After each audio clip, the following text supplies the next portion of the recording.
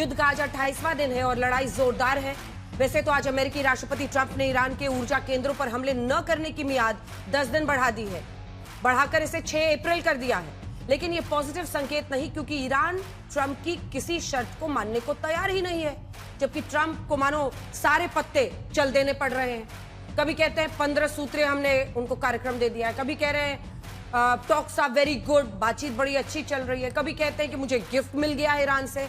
सवाल है कि क्या ट्रंप अपने लिए मोहलत ले रहे हैं, क्योंकि आज ही खबर है कि अमेरिका 10,000 अतिरिक्त अमेरिकी पश्चिम एशिया में तैनात करने जा रहा है। क्या संकेत है? इजराइल ने भी तेहरान में पाकिस्तानी दूतावास तक हमले कर दिए हैं। सवाल है कि क्या यह युद्ध अब सिर्फ बर्बादी की कहानी लिखने जा रहा है? क्या कुछ और दिनों की मोहलत ईरान के खिलाफ ज्यादा बड़ी जंग की तैयारी के लिए है? क्या डोनाल्ड ट्रंप सिर्फ समय लेने की कोशिश कर रहे हैं? ईरान झुका नहीं, ट्रंप की नई धमकी। आज इसी पर करेंगे हल्ला बोल में बहस। पहले ये रिपोर्ट।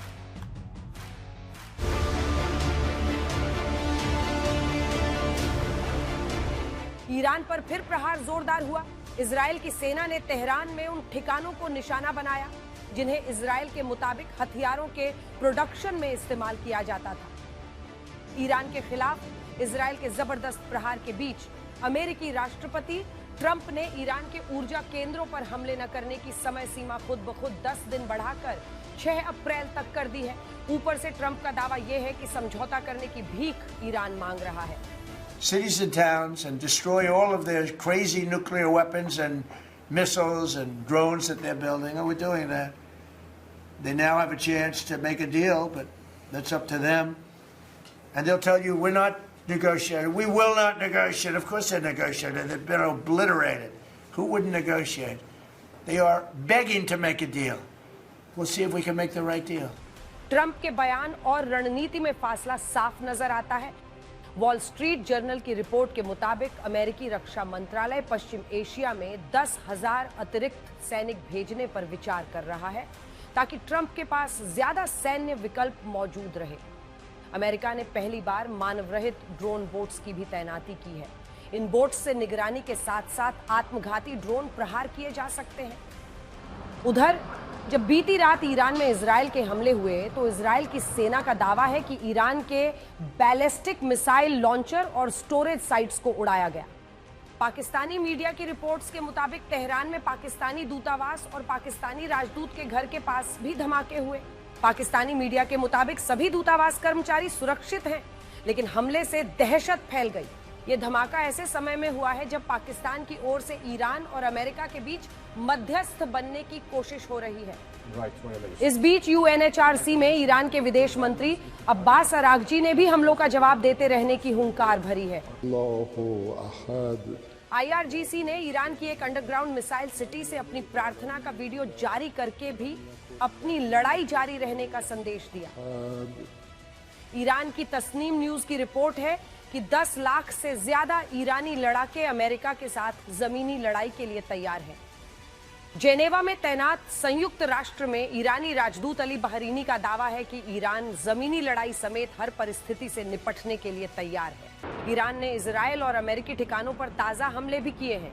जिन जगहों पर हमले हुए उनमें अमेरिकी बेस अल दाफरा, अल उबैद, अली अल सलेम शामिल हैं। मिसाइलों पर भारत, जर्मनी, स्पेन समेत कुछ देशों के लिए धन्यवाद संदेश भी लिखे गए। इस बीच फाइनेंशियल टाइम्स की रिपोर्ट के मुताबिक यूएई स्ट्रेट ऑफ हॉर्मुज को खोलने के लिए एक मल्टीनेशनल नौसेना बनाने की मांग कर रहा है। यूएई अपनी नौसेना को नियुक्त करने के साथ यूएन से समर्थन की उम्मीद कर रहा है।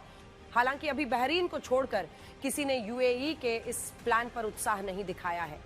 हॉर्मुज का संकट बड़ा है, इसलिए भारत ने एक बड़ा फैसला करते हुए पेट्रोल पर एक्साइज ड्यूटी 13 रुपए से घटाकर 3 रुपए कर दी और डीजल पर एक्साइज ड्यूटी 10 रुपए से घटाकर 0 कर दी है।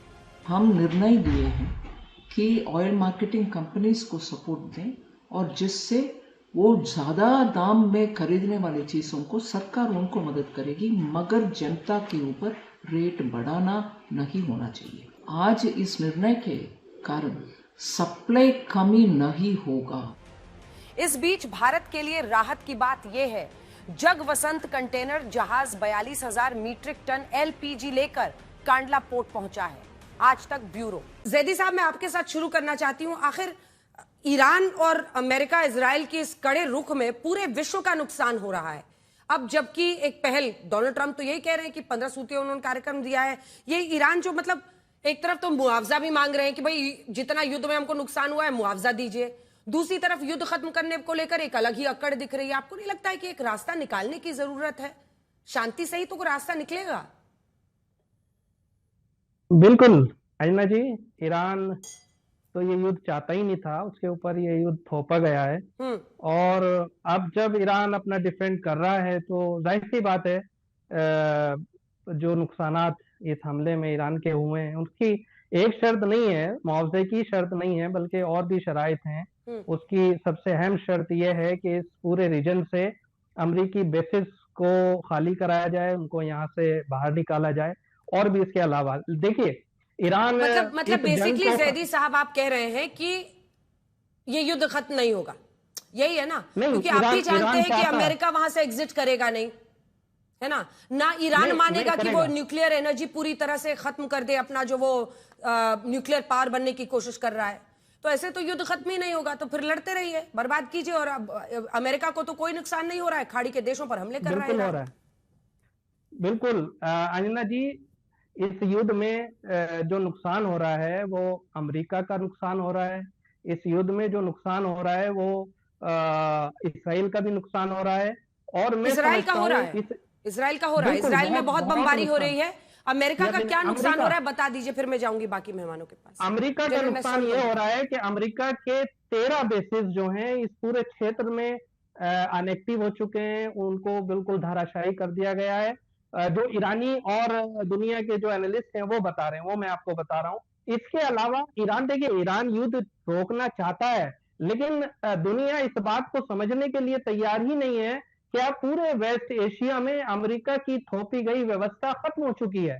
अब व्यवस्था अगर उस व्यवस्था से अलग हटकर ईरान के खिलाफ जो एक प्रोपेगेंडा है उससे बाहर निकलकर अगर दुनिया सोचना चाहती है तो ईरान तो बहुत सारे देशों को ऑयल भी, एलपीजी भी सब कुछ तो प्रोवाइड करा रहा है, वो जाने दे रहा है। बहुत सारे टैंकर आ रहे हैं, बहुत सारे देश हैं जिन्होंने ईरान से अप्रोच किया है और इस अप्रोच का नतीजा ये हुआ है तो इंडिया को भी उसने, हाँ बिल्कुल, इंडिया को भी चाइना, इंडिया, रशिया सबको वो कह रहे हैं हमारे दोस्त मुल्क के तौर पर हम सारे जहाज जाने देंगे। लेकिन अब तो मतलब युद्ध खत्म होना चाहिए ना। ये तो कोई भी जो सेन तरीके से सोचेगा वो युद्ध को खत्म करने की सोचेगा, लेकिन ऐसी शर्तें अमेरिका थोड़ी ना इन देशों, और वो देश तो अभी भी यूएई भी बीते दिन कह रहा है कि भाई इस बार अंत की लड़ाई करे अमेरिका।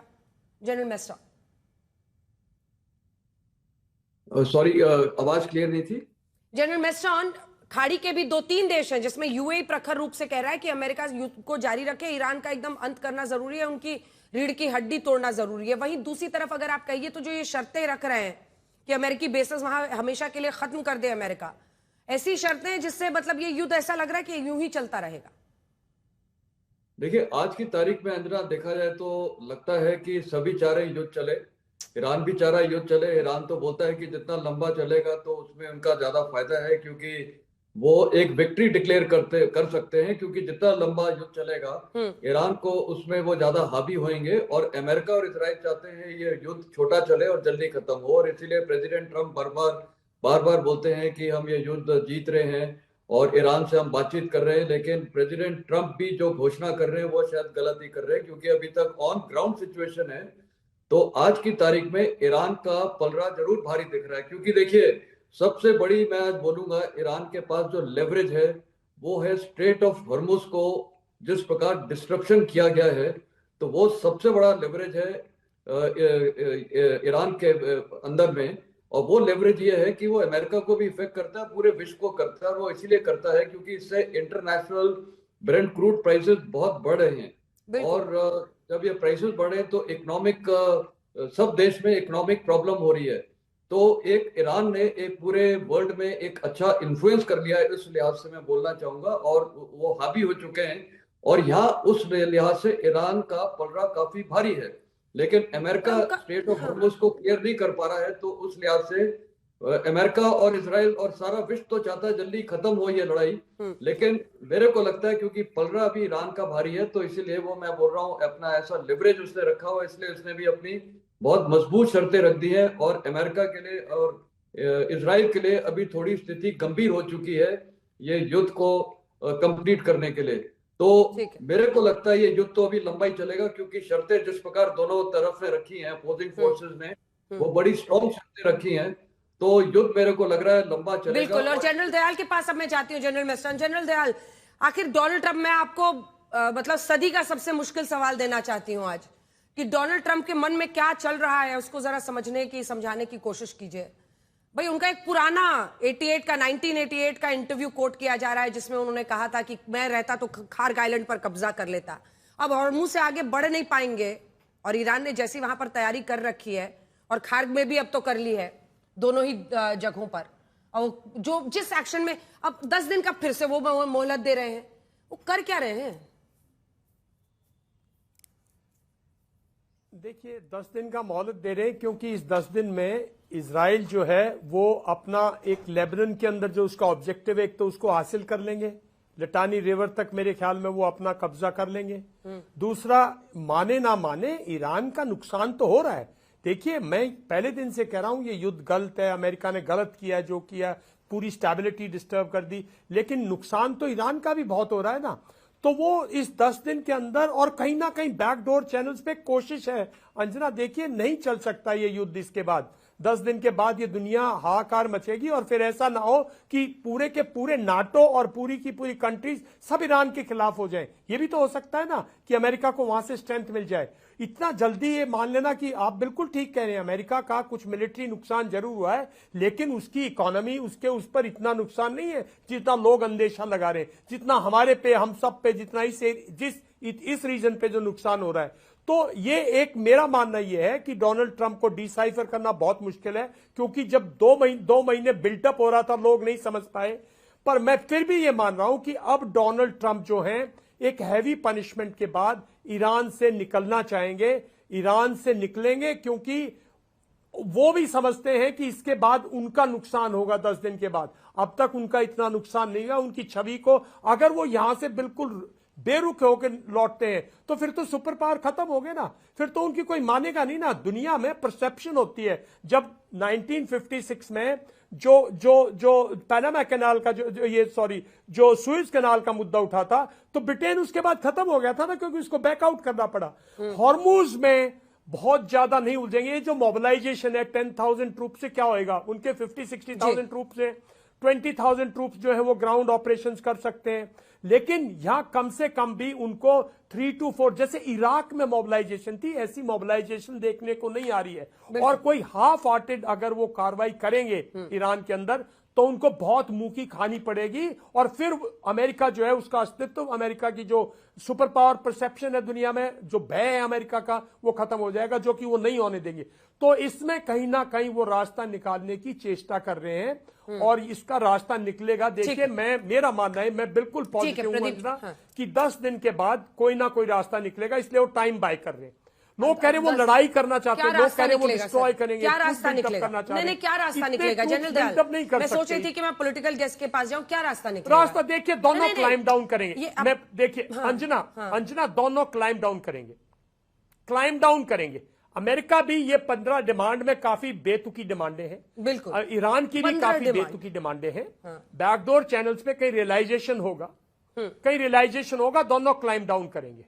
चलिए ठीक है, इस पर मैं आगे चर्चा करूंगी, लेकिन एक बार दोनों पॉलिटिकल गेस्ट को दिखा दीजिए। प्रदीप जी, ऐसे में ईरान ने इस बात के लिए हामी भर दी है कि भाई रशिया, इंडिया, चाइना, पाकिस्तान का भी वो कह रहा है जो देश है उनके जहाज हम जाने देंगे। ये भारत के लिए जाहिर तौर पर राहत की बात है, लेकिन जिस तरह से अभी दोनों देशों की ये ईगो की लड़ाई चल रही है, 3 धुरी इसमें है, इजराइल अमेरिका एक तरफ और ईरान एक तरफ, क्या आपको लग रहा है कि कोई रास्ता निकलेगा? क्योंकि सबको यही लग रहा है कि अब ट्रंप तो फिर नई धमकी दे रहे हैं, कभी 10 दिन की मोहलत, फिर धमकी, फिर कुछ। देखिए अंजना जी, प्रधानमंत्री नरेंद्र मोदी जी ने हर नेता से बात करी है जो इस कॉन्फ्लिक्ट के अंदर डायरेक्टली या इनडायरेक्टली इन्वॉल्व है, और उन्होंने हमेशा कहा है Bharat is on the side of peace. और इंडिया एक लौती ऐसी कंट्री है जिससे जीसीसी कंट्रीज भी बात कर रही है, इजराइल भी बात कर रहा है, ईरान भी बात कर रहा है, यूनाइटेड स्टेट्स ऑफ अमेरिका भी उसको लूप में रख रहा है। और ईरान ने स्ट्रेट ऑफ हॉर्मुज से हिंदुस्तान के हर जहाज को अलाउ किया। ये साबित करता है कि भारत का नेशनल इंटरेस्ट, ये क्राइसिस अगर आगे भी चलता है तो प्रोटेक्टेड है। और सरकार की सिर्फ और सिर्फ फोकस ये है कि एंड कंज्यूमर को इसका कोई भी नुकसान ना हो, इसीलिए आज एक्साइज ड्यूटी को 10 रुपए से घटाया है, जो ऐतिहासिक है। और इससे सरकार को 1.7 लाख करोड़ का बेशक रेवेन्यू नुकसान है, परंतु सरकार के लिए सिर्फ और सिर्फ एंड कंज्यूमर की जो दिक्कत जीरो हो वो मैटर करता है। इसीलिए पूरे के पूरे क्राइसिस अगर आप देखें, यूएस में 20% पेट्रोल डीजल के दाम बढ़े, चाइना में, कनाडा में 28% बढ़े, चाइना में 12% बढ़े, इटली में 16% बढ़े, पर भारत में रिलेटिवली ये स्टेबल है। वहीं अगर आप देखें, इस वक्त हम उम्मीद कर रहे थे कि अफवाह नहीं हो, कांग्रेस पार्टी की नियत और नीति सिर्फ इस क्राइसिस से अपॉर्चुनिटी देखने की है, तभी कांग्रेस इकलौता ऐसा राज्य है जिसने वैट को 5 रुपए पेट्रोल और डीजल पे बढ़ाया है। तो ऐसे क्राइसिस के समय कांग्रेस पार्टी जो है अपनी तिजोरी भरने का प्रयास कर रही है। तो मैं कांग्रेस को आपके जरिए निवेदन करना चाहता हूं कि इसको आप रोल बैक करिए। दूसरी बात आपने करी कि क्या सरकार तैयार है, बिल्कुल सरकार तैयार है। 2 महीने तक का हमारा सप्लाई जो पूरा क्रूड ऑयल सप्लाई सॉर्टेड है, 74 डेज का हमारा storage capacity petroleum and refineries की कंप्लीट है। और उससे बड़ी बात यह है, आज अगर आप हमारे सप्लाई को स्टडी करेंगे अंजना जी, तो हमारा लगभग 73% सप्लाई जो है क्रूड का, वो स्ट्रेट ऑफ हॉर्मुज से आता ही नहीं है, जिसमें लैटिन अमेरिका से आता है, रशिया से आता है, यूनाइटेड स्टेट्स ऑफ अमेरिका से आता है। तो अगर ये हाइपोथेटिकली क्राइसिस एक्सटेंड भी करता है तो हमारे क्रूड के सप्लाई पे इसका कोई फर्क नहीं पड़ने वाला है। और बड़ी बात मैं कहूंगा कि एलपीजी पे भी अंजना जी, जब हम ये क्राइसिस के शुरुआत में थे तो 50% नहीं 60-70% तक हम लोग इंपोर्ट करते थे। आज 50% डोमेस्टिक एलपीजी कैपेबिलिटी बढ़ चुकी है। मतलब 80,000 मीट्रिक टन में से आज 50 से 55,000 मीट्रिक टन हमारी रिफाइनरीज ही प्रोड्यूस कर रही हैं। आप लोग इस बात पर निंदा कर रहे थे कि प्रधानमंत्री ने कोविड से तुलना क्यों कर दी स्थिति की। इधर रशिया भी, अगर आप देखें, व्लादिमीर पुतिन ने भी यही कहा है, जिस तरह का संकट विश्व पर उस वक्त मंडरा रहा था, आज स्थिति वैसी ही दिख रही है। और ये ऐसा नहीं है कि भारत ने ये युद्ध शुरू किया हो या भारत इस युद्ध की वजह हो। आज स्थिति से कोप करना पूरे भारत की एक साथ एक टीम की तरह प्राथमिकता होनी चाहिए। सापरा साहब, और जो दोनों देशों का इस वक्त स्टैंड है, उस पर भी मैं चाह रही थी कि आपकी पार्टी और आपकी क्या राय है। नहीं, देखिए, बिल्कुल विपक्ष जो है वो सत्ताधारी पार्टी के साथ में कोऑपरेट करना चाहता है। ये युद्ध कितना लंबा चलेगा ये तो विशेषज्ञ बता सकते हैं, हम नहीं बता सकते हैं। सरकार अपनी पूरी कोशिश कर रही है, लेकिन सरकार जो है वो लीपापोती भी कर रही है, ये मैं कहना चाहूंगा। जो अभी बात हो रही थी कि इन्होंने एक्साइज ड्यूटी जो कम कर दी है, जो आज सारे मीडिया के हेडलाइन में चल रहा है, लेकिन इस एक्साइज ड्यूटी के कम होने से इसका जो फायदा है वो मात्र निर्मला सीतारमण को, प्रधानमंत्री को या बीजेपी के प्रवक्ताओं को महसूस हो रहा है, जनता को महसूस नहीं हो रहा है। ये हेडलाइन मैनेजमेंट है, ये हेडलाइन में जरूर कम नजर आ रही है, लेकिन आप पेट्रोल पंप पर पेट्रोल डलवाने जाएंगे तो वहां पर जनता को इसका कोई फायदा नहीं हुआ है। क्योंकि ये जो एक्साइज ड्यूटी है, ये स्पेशल एक्साइज ड्यूटी है, ये एडिशनल एक्साइज ड्यूटी है जो सरकार इनसे ऑयल कंपनियों से लेती रही है, उसमें इन्होंने कमतरता की है। तो ये हेडलाइन मैनेजमेंट, ये अपनी पीआर, टीआरपी और हेडलाइन मैनेजमेंट का एक काम सरकार कर रही है। भुगतान जो है वो तो जनता को ही करना है। और ये सरकार ने इसलिए भी कम किया है क्योंकि पिछले 14 वर्षों में इन्होंने जिस तरह से 12 वर्षों में 14 बार इन्होंने एक्साइज ड्यूटी बढ़ाई है, और वो एक्साइज ड्यूटी बढ़ाते बढ़ाते 40 लाख करोड़ का मुनाफाखोरी सरकार ने किया है। अब उसमें से ये राहत दे रहे हैं। मैं आपको बताना चाहूंगा कि एक्साइज ड्यूटी यूपीए के समय में कितनी थी। यूपीए के समय में डीजल पर 3.56 रुपए थी प्रति लीटर और पेट्रोल पर थी 9.48 रुपए प्रति लीटर। हाँ। इनके एनडीए के समय क्या हुआ? एनडीए के समय डीजल पर 31 रुपए 83 पैसे और पेट्रोल के ऊपर 32 रुपए 98 पैसे है। यानी 800 700% की जो इन्होंने एक्साइज ड्यूटी बढ़ाई थी, जिससे 40 लाख करोड़ का इन्होंने प्रॉफिट किया है। उसमें से इन्होंने कम किया है, तो ये उसमें से भी क्रेडिट लेना चाहते हैं। सवाल ये है कि ये सरकार को ओपनली आना चाहिए, खुलेआम ईमानदारी से जनता से बात करनी चाहिए। भैया, जो कतारें आप दिखा रहे हो, चाहे पेट्रोल पंप पर दिखा रहे हो या आप एलपीजी की लाइन दिखा रहे हो, क्या ये गलत है? क्या आप भी एआई से मैनेज करके सारी चीजें दिखा रहे हो? तो सरकार को स्पष्टता से सामने आना चाहिए। इस तरह से हेडलाइन मैनेजमेंट करेंगे, एक आध दिन निकाल सकते हैं, लेकिन कल तो फिर जवाब देना ही पड़ेगा ना। यही स्थिति तो कोविड में आपने पूरी बात बोल ली, अब आप भी सुनिए। हेडलाइन मैनेजमेंट जिसको आप कह रहे हैं ना, वो एक्साइज ड्यूटी की कमी, जनता भी समझती है कि एक्साइज ड्यूटी की कमी क्या होती है। वो जो कंपनियों का टैक्स होता है उसमें कमी की जाती है ताकि तेल की कीमतें वो ना बढ़ाएं। इसलिए अगर ये हेडलाइन मैनेजमेंट है तो इससे पहले जब एक्साइज ड्यूटी बढ़ा तब भी हम लोग दिखा रहे थे एक्साइज ड्यूटी बढ़ा है, तब क्या आपके लिए हेडलाइन मैनेज हो रहा था? ये कतारें भी लाइनों की हम ही दिखा रहे हैं। तो आप लगातार जो एक ही बात बोले जा रहे हैं ना, वो लोगों की भीड़ अगर दिख रही है, देवरिया में लड़ाई हुई तो वो भी हम दिखा रहे हैं। थोड़ा सा सर, कम से कम ऐसे वक्त पर बड़ा सीरियस सिचुएशन है, उसको उसी तरीके से बोलिए ना। हेडलाइन मैनेजमेंट, अरे एक्साइज ड्यूटी ही है, कोई नहीं कह रहा है कि कीमत घटी है। एक्साइज ड्यूटी जब सरकार बढ़ाती है तब भी हम लोग दिखाते हैं, जब घटाती है तब भी दिखाते हैं, और एक्साइज ड्यूटी जनता भी समझती है। लेकिन अब देखिए, इसमें सवाल यह है, प्रदीप भंडारी जी, मैं लौट रही हूं सर, मैं लौट रही हूं। प्रदीप भंडारी जी, आप उनकी बातों का जवाब दीजिए, क्योंकि इससे जनता को राहत नहीं मिलेगी, वो पूछ रहे हैं। अब जवाब दीजिए आप। और ये जो कतारें हैं देवरिया में, तो कल की हमने तस्वीरें दिखाई, वहां पर लड़ाई भी हो गई। अंजना जी, मैं कहना चाहता हूं कि अगर कांग्रेस पार्टी की नीति और नीयत साफ होती तो कांग्रेस ने इस ग्लोबल क्राइसिस में वैट क्यों बढ़ाया? कांग्रेस पार्टी इकलौती ऐसी सरकार है जिसने हिमाचल प्रदेश के अंदर 5 रुपए पेट्रोल और डीजल पे बढ़ाया है। भारत के अंदर भारत की सरकार ने जब से ये क्राइसिस शुरू हुआ है तब से लेकर अभी तक पेट्रोल और डीजल के दाम रिलेटिवली स्टेबल है। विश्व में देखिए क्या स्थिति है। विश्व में 30% से ज्यादा साउथ एशियन कंट्रीज में बढ़ा है, 30% से ज्यादा नॉर्थ अमेरिकन बढ़ा है, और 35 to 45% जो है यूरोप के अंदर बढ़ा है, और 50% जो रेट है वो अफ्रीकन कंट्रीज में बढ़ा है। भारत इकलौती ऐसी कंट्री है जहां पेट्रोल और डीजल के दाम पिछले इतने समय में रिलेटिवली स्टेबल है। ये जनता के लिए राहत होती है, और आगे भी ये स्टेबल रहे, क्योंकि बेंट क्रूड के प्राइसेस 70 से 120 साहब वो पूछ रहे हैं कि हिमाचल प्रदेश में 5 रुपए कीमतें क्यों बढ़ाई। ठीक है, जवाब लीजिए। और अंजना जी 5 सेकंड, इन्होंने एक झूठ बोला। यूपीए के समय 10 सालों के अंदर 115% पेट्रोल के प्राइसेस बढ़े थे, हमारे समय 31% बढ़े। डीजल के इनके समय 150% बढ़े थे, हमारे समय से 59% बढ़े। ठीक है, अब जवाब सुनिए, बोलिए बोलिए साहब। आपने 700-800% बढ़ाया। आपने 12 वर्षों में 700-800% बढ़ाया है। इसके ऊपर जवाब मैं माफी मांग लूंगा। दूसरी दूसरी बात जो आप कहते हैं, अरे यार बोलने दो ना। अंजना जी, मैंने इनको टोका था क्या? बोलिए बोलिए। देखिए, जब बैरल का रेट $25 प्रति बैरल था, तब भी तो पेट्रोल जो है वो 96 रुपए और 100 रुपए का मिल रहा था। क्या आपने कम किया था? तो आज अपनी बड़ी बड़ी बातें कर रहे हो। अब मैं आता हूं हिमाचल के ऊपर। हिमाचल में जो 5 रुपए बढ़े हैं, उससे हिमाचल की जनता को कोई तकलीफ नहीं है, भारतीय जनता पार्टी को तकलीफ है। भारतीय जनता पार्टी के प्रवक्ताओं को यह काटती है, क्योंकि हिमाचल की जनता को पता है कि इससे महिला जो है, जो बुजुर्ग महिलाएं हैं, उनको फायदा होगा। उनको पता है कि ये जो गरीब बच्चे हैं उनके शिक्षण के लिए ये वापरा जाएगा। और क्या 1 मिनट में फिर बीच में बोल रहे हैं, प्रदीप जी। अच्छा सापरा साहब, ये वाली बात सब समझना चाहेंगे, पेट्रोल की कीमतें बढ़ने से बुजुर्ग महिलाओं को कैसे फायदा होगा?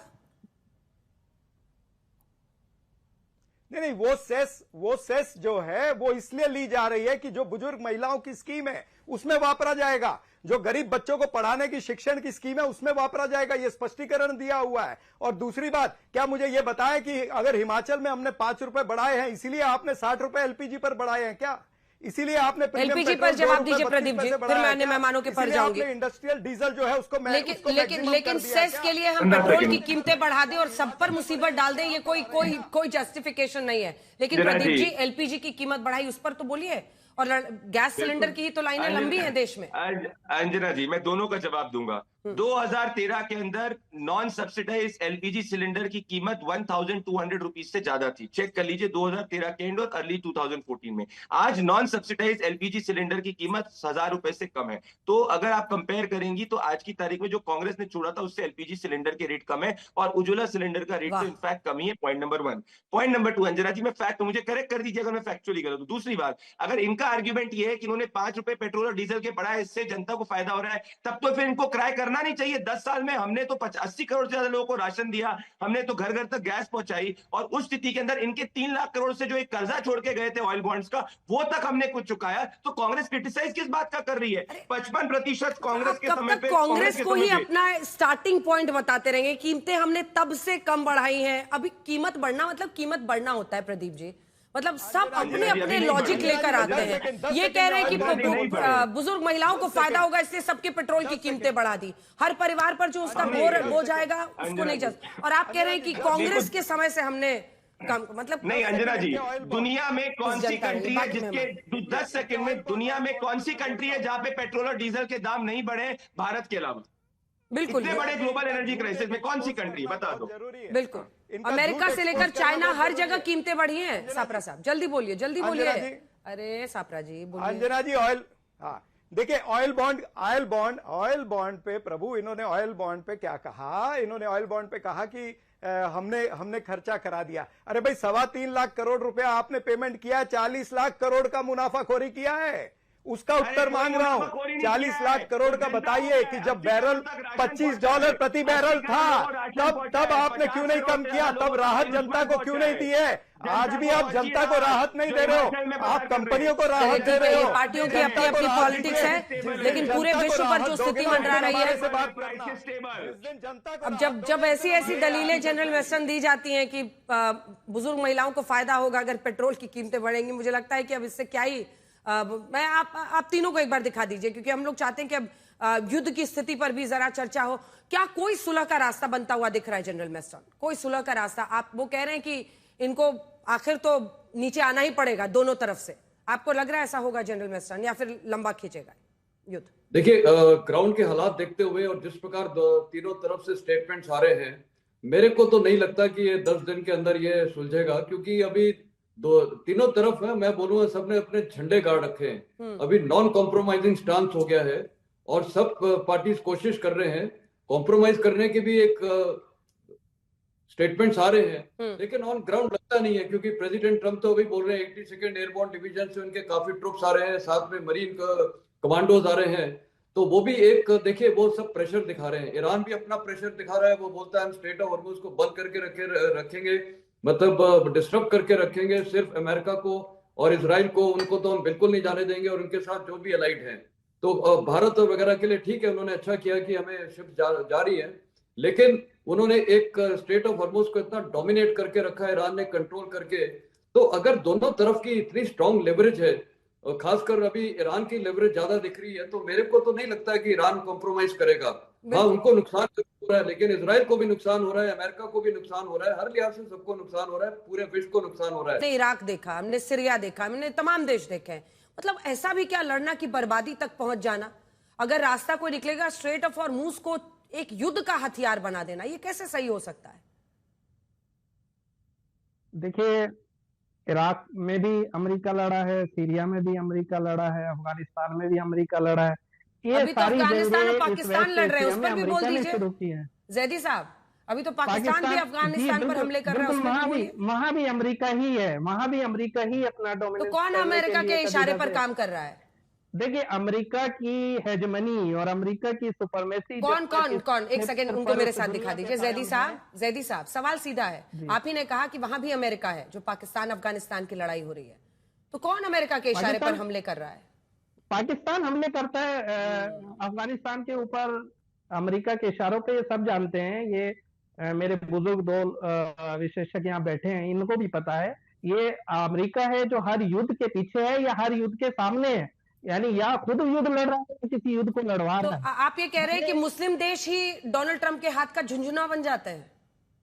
बिल्कुल बिल्कुल, यकीनन। ये मुस्लिम देश, क्या आप इनको मुस्लिम देश कहें या कुछ भी कहें, मैं समझता हूँ ये डिक्टेटर्स हैं अरब देशों में बैठे हुए, कि जो अपनी सत्ता को बचाने के लिए अमेरिका के बेसिस बनवाते हैं, फिर उन बेसिस के जरिए इनकी जब हिफाजत नहीं होती तो ये ईरान के ऊपर ये इल्जाम लगा रहे हैं अब कि आप हमारे ऊपर हमला कर रहे हो। आपके ऊपर हमला नहीं है, बल्कि आपकी जो गलत नीतियां हैं, आपने जो गलत स्ट्रेटेजी अपनाई कि अपनी सत्ता को बचाने के लिए अमेरिका को बेसिस फराहम किए, उन बेसिस के ऊपर हमला है, उन बेसिस को बर्बाद किया जा रहा है। और मैं समझता हूँ कि ईरान जो है ये लड़ाई सिर्फ अपने लिए नहीं लड़ रहा है, बल्कि उन तमाम दबी कुचली कौमों के लिए लड़ाई है, और तमाम उन देशों की लड़ाई है जिनको अमेरिका ने धमकाया है, धोसाया है, और अपनी गुंडाई करते हुए उनको, उनके ऊपर अपनी पॉलिसीज को ठीक है। कुछ ही देर में प्रधानमंत्री नरेंद्र मोदी तमाम मुख्यमंत्रियों से एक वर्चुअल मीटिंग करने वाले हैं, जो युद्ध काल की वजह से, ये इजराइल, अमेरिका और ईरान की जंग की वजह से स्थिति पैदा हुई है, उस संकट पर प्रधानमंत्री नरेंद्र मोदी की ये तमाम मुख्यमंत्रियों के साथ बैठक होने वाली है, मंथन होने वाला है। कुछ ही देर में उसकी तस्वीरें आनी शुरू होंगी तो हम आपको जरूर दिखाएंगे। क्या वाकई जनरल दयाल, मतलब जैदी साहब की नजर में देखें तो ईरान सबसे बड़ा हीरो है दुनिया का, वो अमेरिका से टकरा रहा है। खुद ही वो कह रहे हैं कि पाकिस्तान हो, खाड़ी देश हो, ये सब ट्रंप के इशारे पर है। क्या वाकई ऐसा है? देखिए, नहीं, एक बात तो है कि ईरान खड़ा हुआ है और ईरान भी अपनी जो दुनिया के अंदर इमेज है उसको एक स्ट्रांग फाइटर के तौर पे सक्सेसफुल हुआ है इस लड़ाई में, मैसेजिंग में। लेकिन हकीकत ऐसी नहीं है, जैदी साहब भी रियलाइज करेंगे। देखिए, मैं मानता हूं एक बहुत शातिर ब्लफ मास्टर हैं ट्रंप साहब, तो कहीं न कहीं, और इतना नहीं है कि वो, उनको भी रियलाइजेशन है कि कुछ उनसे गलतियां हुई हैं, कुछ उनकी एस्टिमेशंस गलत गई हैं, कुछ एप्रीहेंशंस थी जो उनको शायद नहीं मिल पाई, कुछ कॉपरेशन थी जो अंदर से ईरान से मिलनी थी, शायद वो नहीं मिल पाई है। लेकिन ये नहीं है कि वो पीछे हट जाएगा। अगर वो 35-40 साल से लड़ाई लड़ाए जैदी साहब, और तब तक अमेरिका वीक नहीं पड़ा है, दुनिया के कहने के बाद 40 साल हो गए जगह जगह लड़ाई लड़ते हुए, उसकी इकोनॉमी तो नहीं क्रम्बल की ना, उसके यहां तो प्रॉस्पेरिटी आज भी है, वेलनेस है, ऐसा कुछ नहीं है। तो ये लड़ाई तो मेरा मानना ही है, अंजना जी, सब कह रहे हैं जरूर, मैं ये नहीं कह रहा 10 दिन में खत्म हो जाएगी, लेकिन वो ब्लफ मास्टर है इस 10 दिन में। एक खबर इस वक्त आ रही है, आपको बता दें, रूस यूक्रेन युद्ध पर अमेरिका का बड़ा बयान आया है। सीजफायर के लिए ट्रंप प्रतिबद्ध है। वाह, मतलब क्या ही बोला जाए। G7 बैठकों में मार्को रूबियो ने बयान दिया है। मतलब जनरल दयाल, बस समझ भी नहीं आता है कि अब रोया जाए हंसा जाए इस पर। बाकी युद्ध में सीजफायर की वो गारंटी देते हैं और खुद अपना युद्ध जो छेड़े हुए हैं उसमें सीजफायर नहीं करा पा रहे।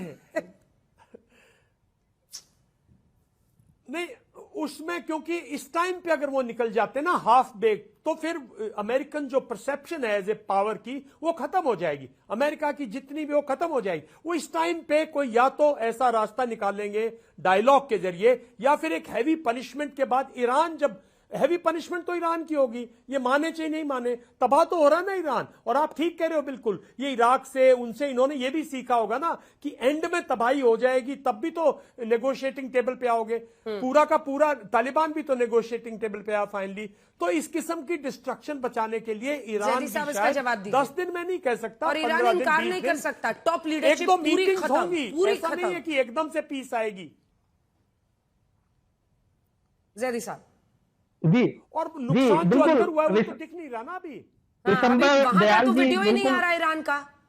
और ऐसा थोड़ी है कि वहां पर जो बमबारी हो रही है, जिस तरह से हमले हो रहे हैं, वहां पर नुकसान नहीं हो रहा है। देखिए, जनरल विशंबर दयाल जी बिल्कुल सही कह रहे हैं कि किसी भी देश में जब लड़ाई होती है, जंग होती है, नुकसान होते हैं, क्यों नहीं। ईरान का बहुत नुकसान है उनके इंफ्रास्ट्रक्चर पे रोजाना। मेरा ये मानना है कि बाद दिन ऐसा होता है कि कम हमले होते हैं, लेकिन अक्सर ऐसा होता है कि 600 से 900 हमले ईरान के ऊपर किए जाते हैं इन दोनों कंट्री की तरफ से, चाहे वो इसराइल हो या अमेरिका हो। मैं समझता हूं इन देशों ने जिस तरह का सोचा था कि हम ईरान को, उसकी लीडरशिप को खत्म करके वहां पे रजाइम चेंज कर देंगे, या वहां पे मसलन इस वेनेजुएला जैसा बना देंगे, ऐसा तो कुछ होने नहीं जा रहा। मैं ये कह रहा हूं, आप लोग आप सवाल को मिसरीड कर रहे हैं जैदी साहब। मेरा सवाल ये नहीं था, रिजीम चेंज तो वो नहीं कर पाए, ईरान को आंकने में भी चूक हुई है ट्रंप से, इससे कोई इनकार नहीं कर रहा है, इससे कोई इनकार नहीं कर रहा है। लेकिन आप पॉइंट मिस कर रहे हैं। इराक बनकर, सीरिया बनकर बातचीत के टेबल पर आइएगा तो क्या फायदा होगा। मतलब करोड़ करोड़ रुपए के अगर नोट छापने पड़ रहे हैं, जिस तरह की किल्लत का लोग वहां पर सामना कर रहे हैं, आपको उसका अंदाजा नहीं कि आप ईरान को कितने सदी पीछे ले जा रहे हैं। सवाल उस बर्बादी का है जो आप भी मान रहे हैं कि हाँ भाई वहां बर्बादी हो रही है। अंजना जी, ईरान निगोशिएशन के टेबल पे हमेशा रहा है। ईरान के ऊपर निगोशिएशन के टेबल के ही ऊपर मर्तबा हुआ है, पहले भी इसी अभी भी। ईरान जाना चाहता तो हो सकता है। ऑडियो कट रहा है। जनरल मेस्टर्न वो कह रहे हैं कि हम तो है बातचीत के टेबल पर हैं। जनरल मेस्टर्न, अंजना, मेरे को नहीं लगता कि अभी ईरान बातचीत की टेबल के लिए तैयार है। देखिए, ये आपने जो एक स्टेटमेंट दिखाया प्रेसिडेंट ट्रंप का कि वो सीज फायर के लिए प्रतिबंधित है वहां के लिए यूक्रेन में, मेरे को लगता है ये प्रेसिडेंट ट्रंप एक इनडायरेक्ट अप्रोच खेलने वाले हैं। और वो अप्रोच ये है, आपको पता है प्रेसिडेंट पुतिन की मांग क्या है। उनका बहुत क्लियर मांग है कि डॉनबास का इलाका पूरा उनको चाहिए, और अभी वो नाटो से नाराज है। हो सकता है वो प्रेसिडेंट पुतिन के साथ कोई इनडायरेक्ट डील कर रहे हैं कि हम आपको जेलेंस्की द्वारा वहां पर ये पूरा डॉनबास का इलाका पे हम डिसाइड कर लें कि वो आपका हो जाएगा, और फिर आप ईरान पे वो प्रेशर लगाइए कि वो यहाँ पर अपनी शर्तें हटवा के और वो डायलॉग के लिए बैठे। तो जनरल मेस्ट्रान, क्या बड़ी तस्वीर में आप ये देख रहे हैं कि डॉनबास का इलाका पुतिन को दे देंगे, इधर दक्षिणी लेबनान का हिस्सा नेतन्याहू ले जाएंगे, और उसके बाद से फिर दोनों जगह युद्ध विराम की स्थिति बनेगी? हाँ, हो सकता है प्रेसिडेंट पुतिन फिर ईरान पे थोड़ा प्रेशर लगाएं, क्योंकि अभी ये गिव एंड टेक का मैसेजिंग चल रहा है। तो मेरे को लग रहा है ये कुछ स्टेट ऑफ होने वाला है डॉनबास का, और इधर फिर प्रेसिडेंट पुतिन ईरान को प्रेशर मारेंगे कि आप स्टेट ऑफ हॉर्मुज खोल दो। बेसिकली देखिए, आज सबसे बड़ी विक्ट्री अगर दिख रही है ईरान की, ये दिख रही है कि स्टेट ऑफ हॉर्मुज अभी तक उसको कंट्रोल करके रखा हुआ है ईरान ने। अगर वो स्टेट ऑफ हॉर्मुज खुल जाए तो मेरे ख्याल फिर विक्ट्री डिक्लेयर करेंगे प्रेसिडेंट ट्रंप। तो ये कुछ इनडायरेक्ट अप्रोच पॉसिबल है। देखिए, प्रेसिडेंट ट्रंप अभी वहां से तो झुकने वाले नहीं है ईरान के सामने से, क्योंकि ना ईरान झुकेगा ना प्रेसिडेंट ट्रंप। तो इनडायरेक्ट अप्रोच भी वॉरफेयर में होती है। तो ये हो सकता है जनरल दयाल, ये डॉनबास की स्टेट ऑफ डील हो सकती है। जनरल दयाल आपसे सहमत नहीं है, किसी बात से सहमत नहीं, हाथ उठा रहे हैं? हाँ अंजना, यस, नहीं, मैं मेस्टिन बड़ा दोस्त है, मैं उनसे जनरली एग्री करता हूं, पर इसमें एक बात है, प्रेसिडेंट पुतिन कभी भी नहीं चाहेंगे कि ये लड़ाई खत्म हो जाए। वो इस लड़ाई को प्रोलॉन्ग करना चाहेंगे, इसलिए नहीं कि दुनिया को दर्द है, इसलिए कि जो यूरोप है पर अगर उनको डॉनबास का वो इलाका मिल जाए जिसके लिए वो यूक्रेन में युद्ध लड़ रहे हैं, जनरल दयाल, कुछ भी मिल जाए, वो तो कहते अंजना, डॉनबास तो वो लेंगे, आज नहीं तो कल लेंगे। वो वहां उनकी कुछ और शर्तें हैं। यहां से आज के दिन अगर कोई बेनिफिट हो रहा है किसी को, तो रशिया को हो रहा है, हमारे को भी। मैं कह रहा हूं, क्रूड पे, तेल पे, डीजल पे हम लोगों को चिंता नहीं करनी चाहिए। आप अपने दर्शकों को बताएं, वो ठीक बात है, हमारे पास 60 से 70 दिन का रिजर्व रहता है, बिकॉज बहुत तरह के रिजर्व है, और रशिया से ऑयल सप्लाई ईस्ट से स्टार्ट हो जाएगा ना क्रूड का। एलएनजी और एलपीजी की चिंता है, जिससे हमारी इंडस्ट्री बहुत हेवीली इफेक्टेड है और कंज्यूमर्स इफेक्टेड है, और इंडस्ट्री ज्यादा इफेक्ट होगी, कंज्यूमर को शायद सरकार बचाएगी, हमारे आम आदमी को तो। लेकिन इसमें पूरा का पूरा अगर देखें तो इसमें एक ब्रीदर मिला है रशिया को, और रशिया उस ब्रीदर को लंबा खींचना चाहेगा, जिसमें कि थकावट जो है वो इजराइल पे भी जाए, और थकावट जो है ये गल्फ कंट्रीज जो बिल्कुल पहले रशिया से सबके अच्छे संबंध थे, ये धीरे धीरे तीतर बीतर हो गए, ये क्लोज आएंगे, अब दे विल क्लोज, इनके आपसी भी क्लोजनेस आएगी, तो रास्ता निकलेगा। मैं फिर भी कह रहा हूं 10 दिन ना से ही 15 दिन कोई न कोई रास्ता जरूर निकलेगा, बिकॉज लड़ाई उससे ज्यादा यहां विनाशकारी हो जाएगी, और ईरान का भी विनाश होगा, इसमें कोई शक की बात नहीं है। अमेरिका के पास बहुत पावर है, और ये क्यों नहीं सोचते कि अगर कुछ भी नहीं बना तो प्रेसिडेंट ट्रंप को यही लगा कि सब कुछ खो दिया तो सब कुछ खोया सनम। तो जैसे आज ईरान कर रहा है कि मैं अपने ही दोस्तों को मार रहा हूं, हॉर्मुज को बंद कर रहा हूं, वो भी तो एक ठोक देगा, एक लगेगा, एक न्यूक्लियर, ठक, खत्म खेल। उनको कोई चिंता नहीं है। अगर जापान पे कर सकते हैं 70 साल पहले, तो ईरान कोई भाई नहीं है, तो ईरान को कहीं ना कहीं रियलाइजेशन आएगी, ऐसा नहीं है। और देखिए अंजना जी, हर पॉसिबिलिटी ईरान और अमेरिका के युद्ध में मौजूद है, लेकिन ईरान को जिस तरह से मिसकैलकुलेट किया गया उसकी ताकत को, और अब 1 महीने के बाद लोग इस नतीजे पे पहुंचे हैं कि ईरान को मिसकैलकुलेट करके, और दुनिया ने जो बहरहाल उसको कैलकुलेशन किया, उस सब के बरक्स ईरान एक ताकत है, रशिया भी उसका साथ दे रहा है। कैलकुलेशन का जहरी साहब एक बड़ा हिस्सा ये है कि शायद किसी ने कल्पना नहीं की होगी कि रमजान के महीने में आप खाड़ी के देशों पर हमला कर देंगे। देखिए, खाड़ी के देश को युद्ध का हथियार ईरान बना लेगा, ये किसने सोचा होगा? ये तो कोई नहीं। ये देखिए, इसराइल और अमेरिका ने कौन सा ऐसी चीज है जिसको हथियार नहीं बनाया? उसने तो गजा के अंदर 2 साल से जेनोसाइड किया है। अमेरिका ने 23 करोड़ लोगों को कितने युद्धों में खत्म कर दिया है। वो कौन सा इंस्टीट्यूशन जो जनरल मेस्टर, आपकी आवाज में कुछ प्रॉब्लम हो रही है, एक बार रिकनेक्ट कीजिए ना। सॉरी, इनके ऊपर क्या सवाल कर रहे थे सर? इनका ये कहना है कि जिस तरह से अमेरिका करता रहा है, जिस तरह से इजराइल फिलिस्तीन पर करता रहा है, इसलिए ये जस्टिफाइड है जो भी ये कर रहे हैं आज। अगर ये अमेरिकी बेसिस पर खाड़ी देशों में, इनका दावा है कि अमेरिकी बेसिस पर ये हमले कर रहे हैं, वहां कर रहे हैं। देखिए, पहली बात तो बहुत क्लियर है कि शायद मिस्टर जैदी ने भी बोला था, और कल आपके प्रोग्राम में भी एक दिखाया था कि ईरान का जो ब्रिगेडियर जनरल, जो उनका स्पोक्समैन है, वो बोल रहा था हमने खाड़ी देश में सारे बेसिस को बर्बाद कर दिया है। तो पहला सवाल, और वो भाग गए, ये भी स्टेटमेंट था।